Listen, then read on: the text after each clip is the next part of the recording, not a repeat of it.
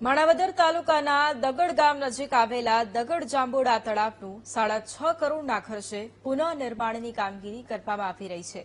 આ યોજના હેઠળ આરસીસી, વેસ્ટવિયર અને કાંઠિયાની મજબૂતીની કામગીરી ચાલુ હોવાથી તળાવની સંગ્રહ ક્ષમતા 2 થી 3 ગણી વધશે, જેનાથી દગડ, જાંબુડા, રોણકી અને ભાલેજડા સહિતના ગામોની અંદાજે 500 થી 600 હેક્ટર જમીનને સિંચાઈનો સીધો લાભ મળશે। ધારાસભ્ય અરવિંદ લાડાણીએ પણ સ્થળ મુલાકાત લઈને અધિકારીઓને સમયસર કામ પૂર્ણ કરવા સૂચના આપી છે।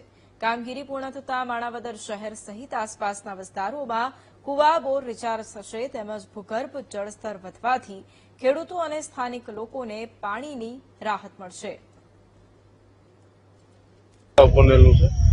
અને ત્યાંથી અટણ સુધીમાં બીજું કઈ લાંબુ કામ નથી થયું। અત્યારે તંત્રને રજૂઆત બહુ કરી, અત્યારે તંત્રએ આમાં ધ્યાન દીધું છે અને અત્યારે પારાનું કામ ફૂલ જોશથી ચાલે છે। ચેક ડેમે આજે તૂટી ગયો તો પોર થોડોક જર્જરિત હતો, એ ચેક ડેમે નવો કરવાનું કામ ચાલુ થઈ ગયું છે। અને આ તળાવમાં પાણી અત્યાર સુધીમાં 20,000 MFC જેટલું પાણી ભરાતું, અત્યારે એમાં 70,000 MF જેટલું પાણી ભરાય, એટલે 3 ગણું પાણી થવાનું છે આમાં।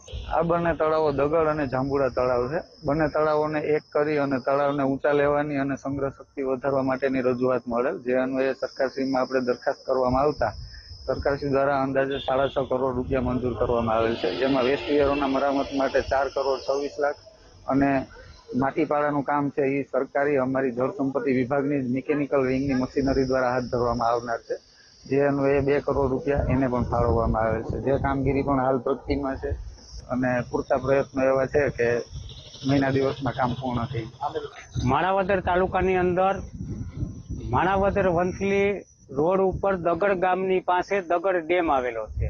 ગયા વર્ષે અનરાધાર વરસાદથી આ ડેમનો કાઢિયો તૂટી જતા 100% પાણી નીકળી ગયેલું હતું, ત્યારે સરકારમાં સ્પેશિયલ કેસમાં મંજૂર કરાવી અને આ જ એક ડેમનો કાઢિયો ફરીથી બને એની કાર્યવાહી હાથ ધરતા સરકાર દ્વારા 6.5 કરોડના ખર્ચામાં મંજૂર કરી અને એમાં કાઢિયા માટે જે આરસીસીનું કામ છે એ 4.25 કરોડ, તેમજ પાળા તેમજ બાવળ કાઢવા માટેનું 2 કરોડની આસપાસનું બધું મંજૂર કરી અને આ કામગીરી હાલ ખૂબ જ ઝડપથી ચાલુ છે।